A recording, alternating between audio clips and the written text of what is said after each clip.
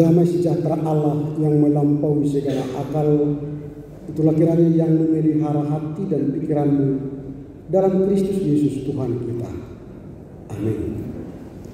Firman Tuhan yang akan kita renungkan dalam minggu ke-12 setelah Trinitatis tertulis dalam kitab Amsal pasal 9 ayat yang pertama hingga ayat yang ke-6. Saya baca dari Alkitab terjemahan baru 2, demikian tertulis. Undangan hikmat dan undangan kebodohan.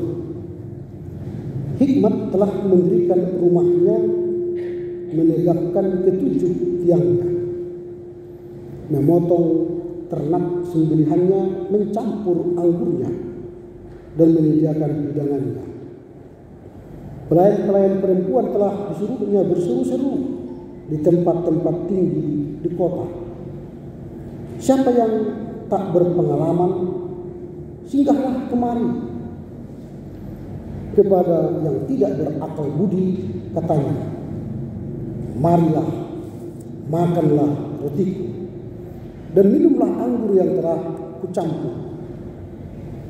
Buanglah kebodohan, maka kamu akan hidup, dan ikutilah jalan pengertian. Demikian firman Tuhan. Selamat hari Minggu bagi kita semua. Kini kita tiba saatnya kepada minggu ke-12 setelah Trinitatis, setelah kita melewati satu minggu dalam kesaksian, persekutuan, dan pelayanan kita di tengah keluarga gereja dan masyarakat. Tentu ada suka duka yang kita lewati satu minggu ini, tetapi kita sejenak berhenti, beristirahat untuk mendengar sabda Tuhan. Karena kita yakin dan percaya sabda Tuhanlah yang kembali menguatkan kita, memberi harapan, memberi petunjuk ke masa depan yang penuh harapan. Tema minggu kita hari ini ialah membuang kebodohan dan menjauhi dan mengikuti jalan pengertian. Membuang kebodohan dan mengikuti jalan pengertian.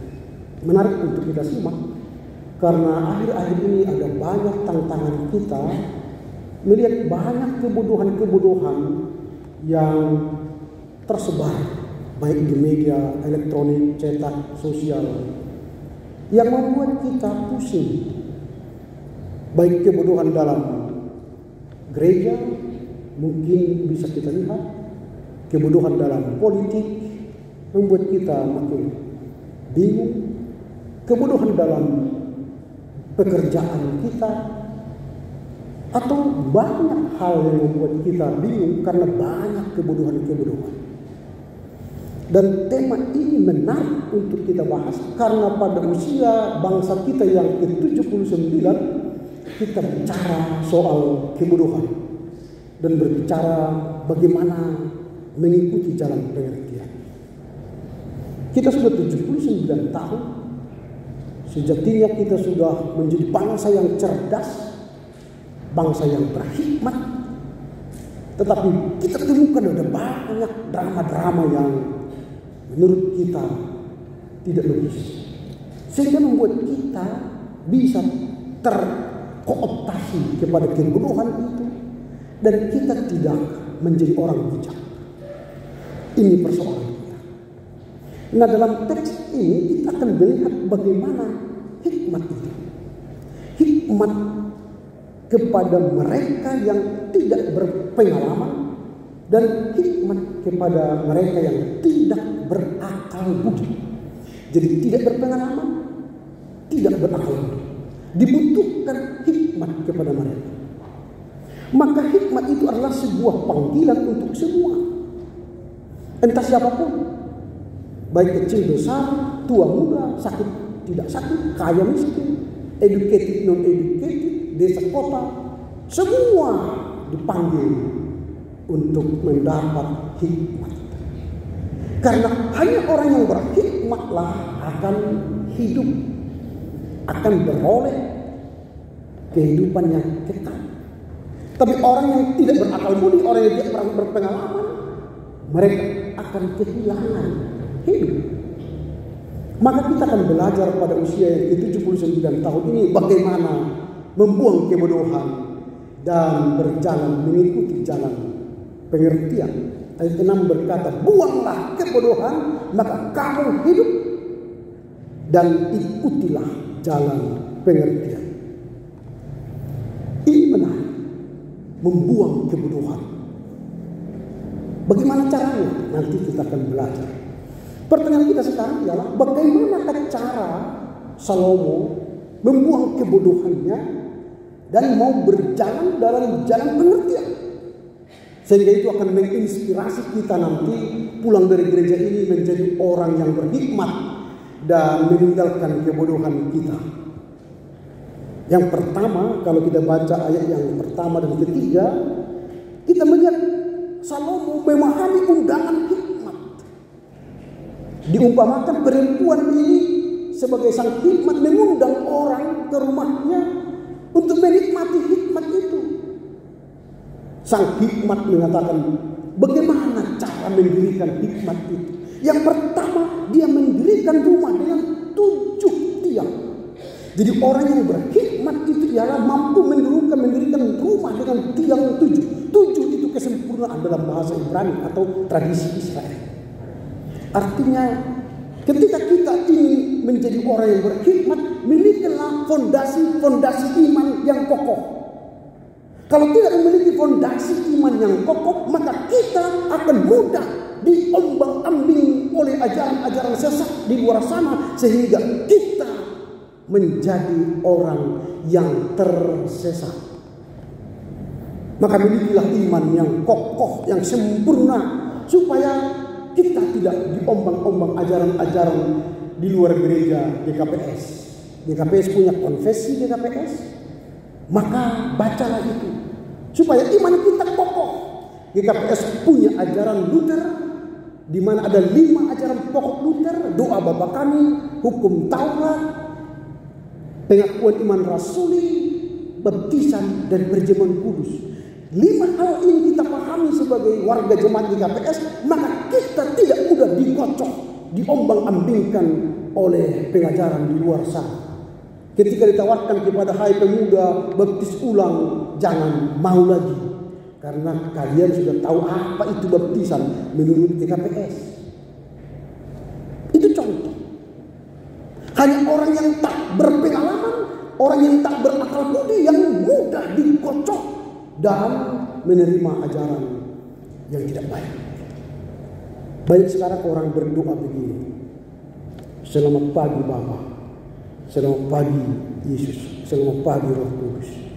Enak didengar, tapi tidak teologis. Mengapa?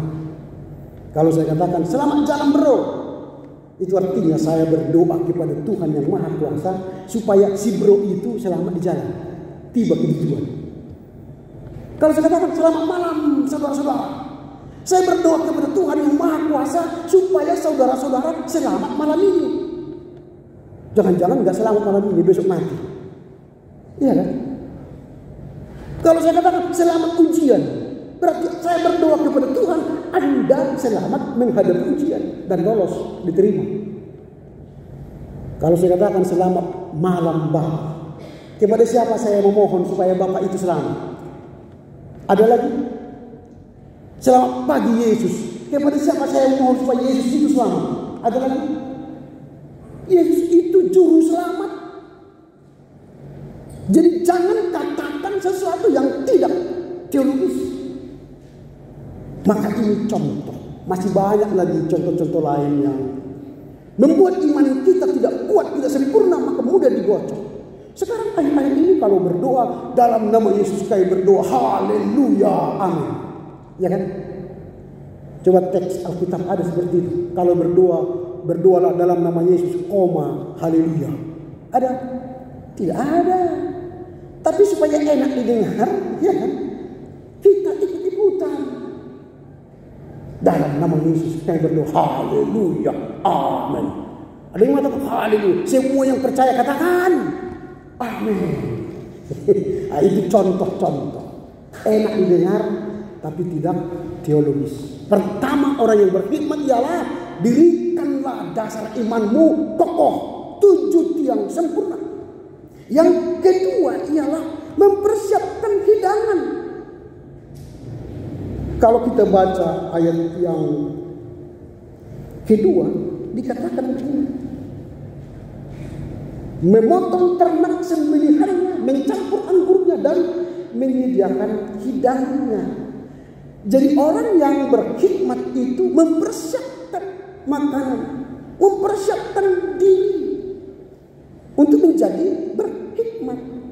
Tidak ada di dunia ini orang yang tidak mempersiapkan diri tiba-tiba jadi berkhidmat. Oh, enggak ada. Harus mempersiapkan diri.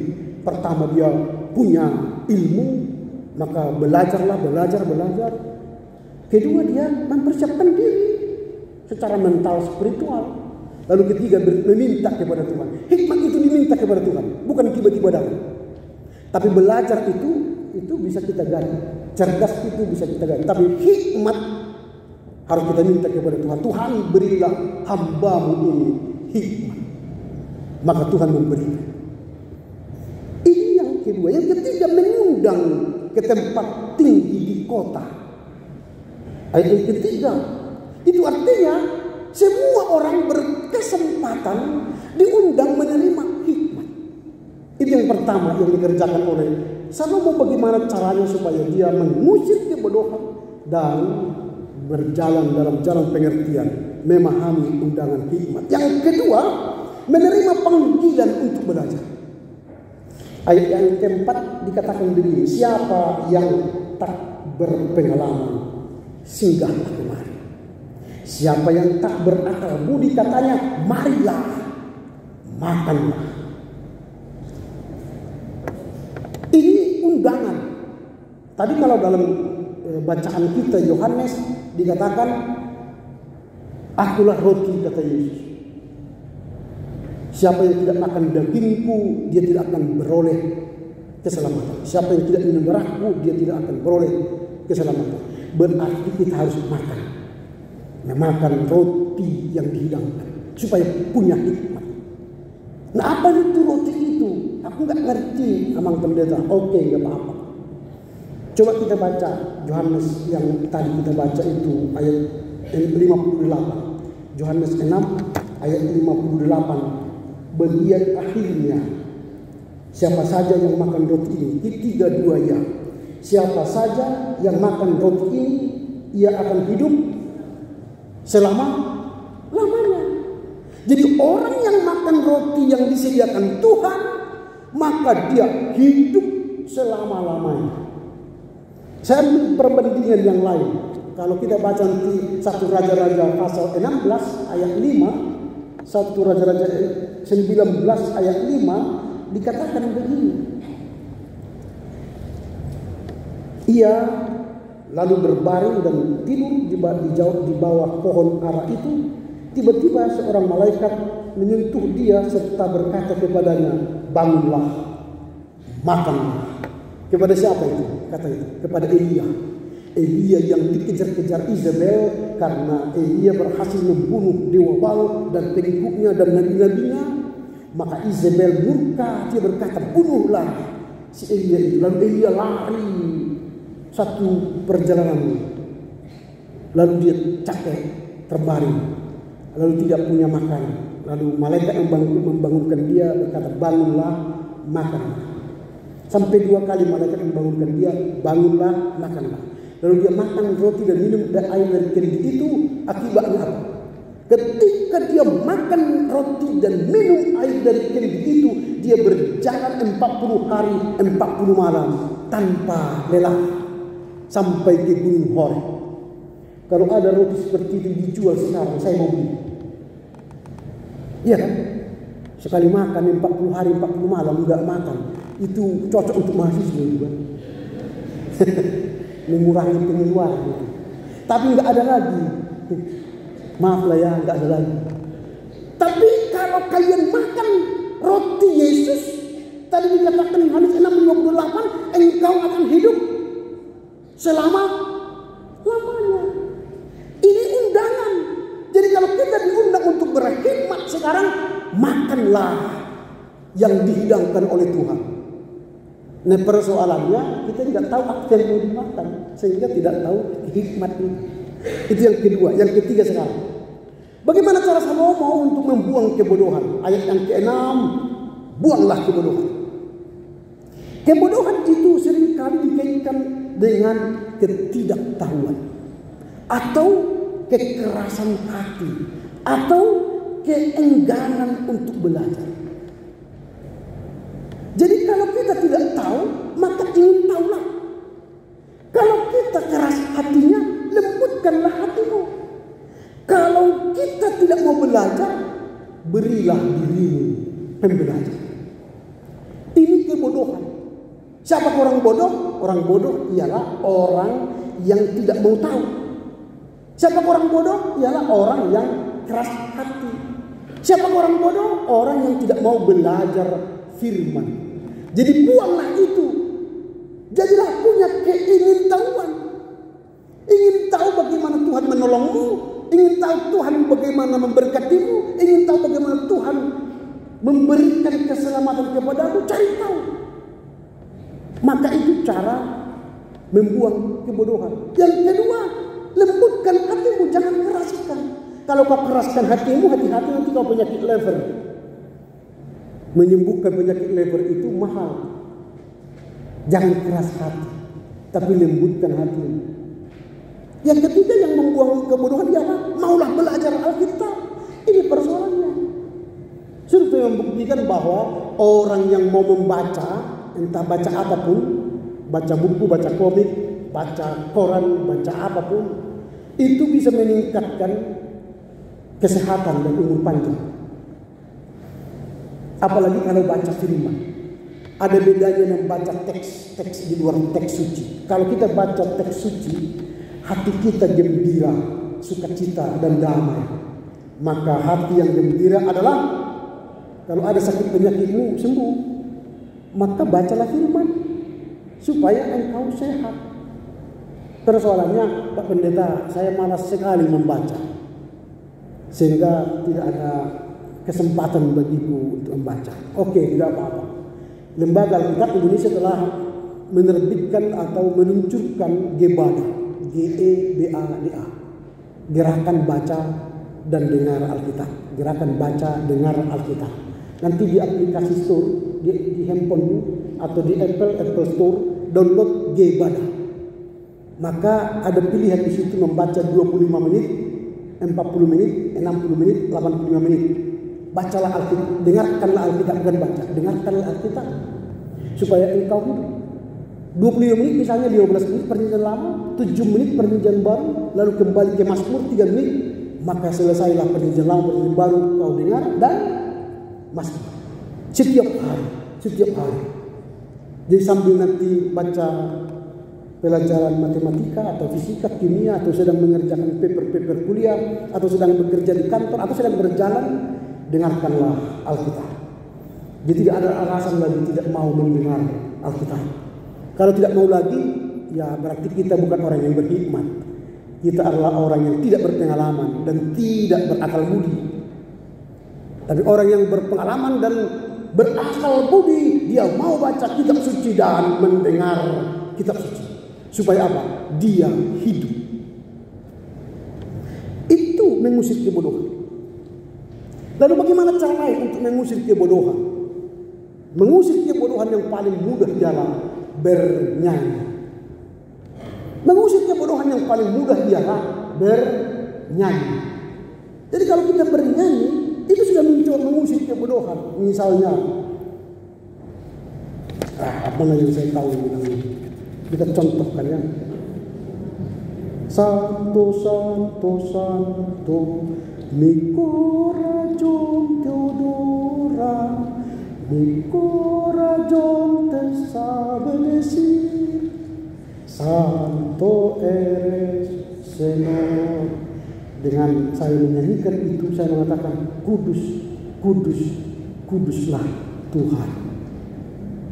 Berarti saya mengakui Tuhan kudus. Maka saya membuang kebodohan yang mengatakan bahwa Tuhan tidak kudus. Itu. Setiap kita menyanyikan lagu itu, kita sedang berproses untuk menjadi orang yang pembelajar, mengerti. Jadi kalau kita nyanyikan lagu-lagu itu sedang berproses mengusir kebodohan. Maka mulai besok mulailah belajar bernyanyi satu-satu lagu setiap hari untuk mengusir kebodohan.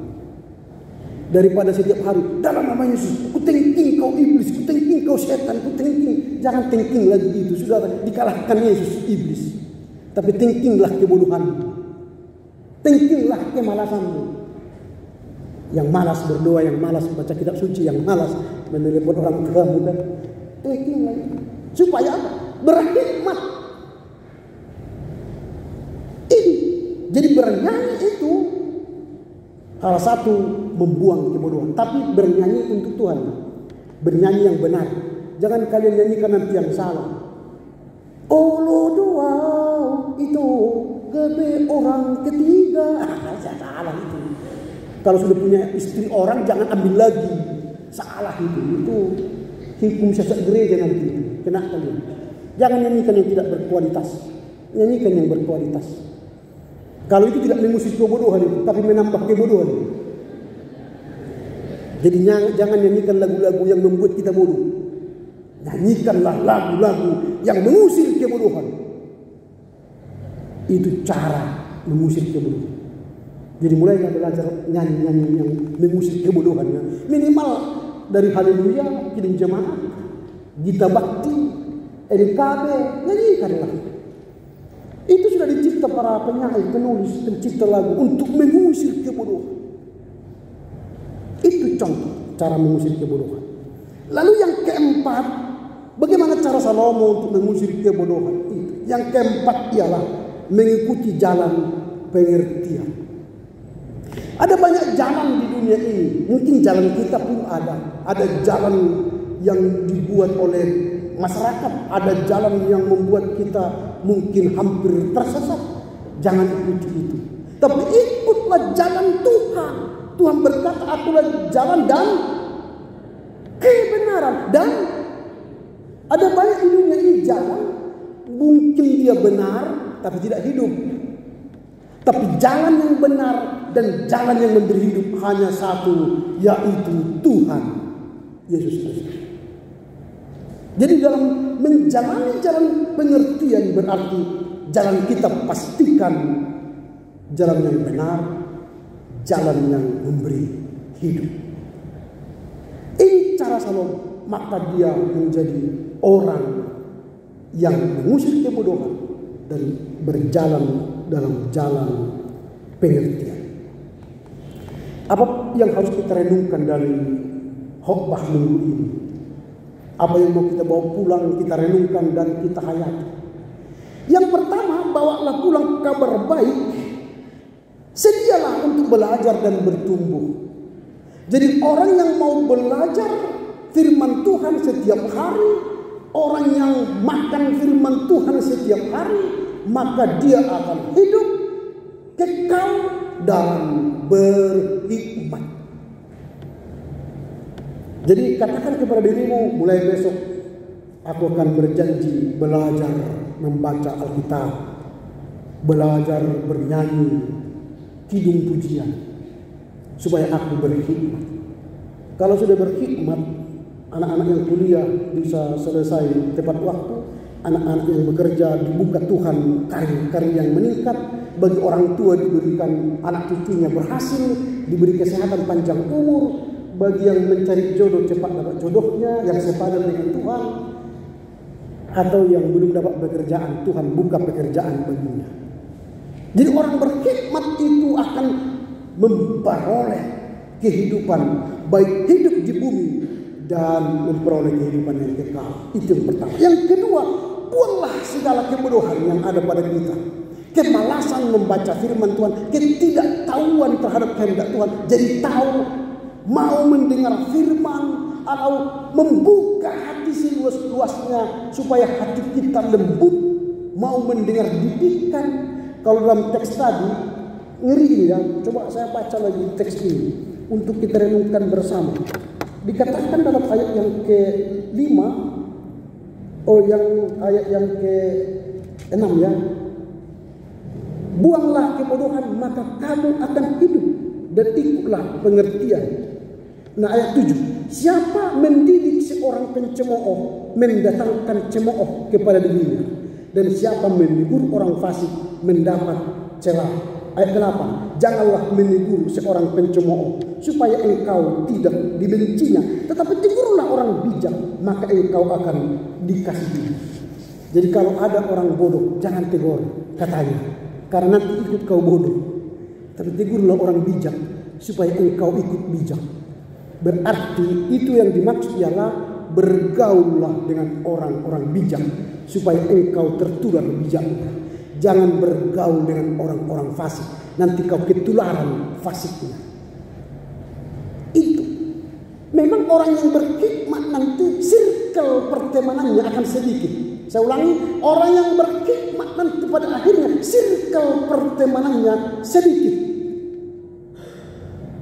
Tapi orang yang fasik circle pertemanannya banyak, tapi ke neraka.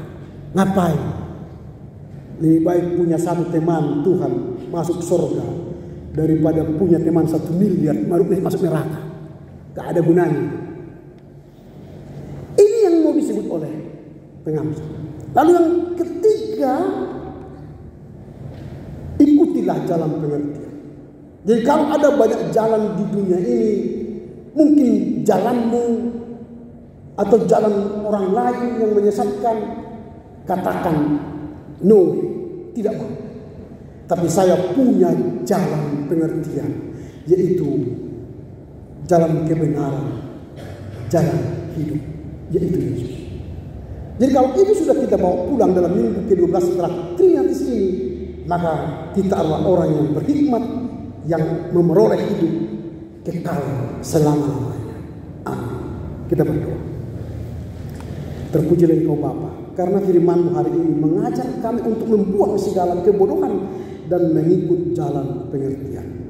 Banyak kebodohan-kebodohan yang harus kami buang, ketidakingintahuan tentang kebenaran-Mu, kehendak-Mu, jalan-Mu, dan perintah-Mu.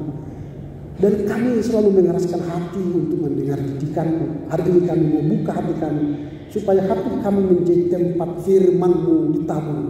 Sehingga ketika hati kami ditabur firman, dari hati kami terpancar kehidupan.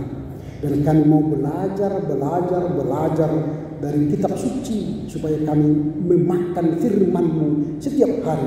Ketika kami memakan roti dan meminum dari cawan anggur itu, maka kami akan beroleh hidup selama-lamanya.